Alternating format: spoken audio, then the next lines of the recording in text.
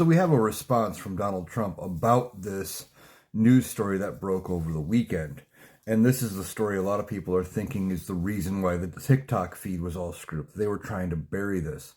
And that is that Iran has said that they are now in total war with the United States, Europe, and Israel. And Donald Trump comes out and goes, well, if they're building back up, we'll have to knock them back down, but they could have cut a deal. And if they want to cut a deal, we'll cut a deal. They could have cut a deal last time and we would have been fine. Here's the thing. During Donald Trump's first administration, there was a deal in place with Iran on them not having nuclear weapons. Donald Trump backed out of that deal, and the only reason he backed out of it was because it was set up during the Obama administration. He didn't like the fact that Obama had credit for it. So he wanted to back it off and get a different deal, but he never did. And now, of course, he wants to play the tough guy, saying, well, we'll just knock him back down again, which we probably could do. But he's trying to use it as some sort of a cover and saying, well, we need to come to a deal. But he doesn't honor his deals anyway. Why would he?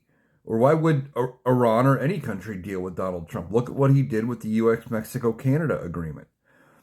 He agrees to no tariffs between U.S., Mexico, and Canada, basically renegotiated NAFTA back to NAFTA, didn't really change much, but then turns around and ignores it this term, says it's the worst deal ever, and starts putting tariffs on. So even if Iran came to a deal, there's no guarantee that Donald Trump would honor that deal and and not welch on it and do whatever he wants. Now, I don't know what is going to come from what Iran said. So far, it doesn't seem like there has been anything but talk, and that is, of course, where it probably should stay. But Donald Trump saying, we'll knock him back down again. He's making veiled threats, and this is coming from the guy who wants to be known as a man of peace and trying to win the Peace Prize.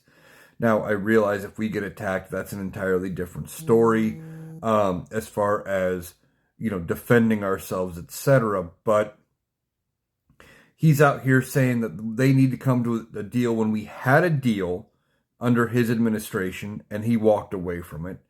And he had 4 years his first term to come to a deal. Never did.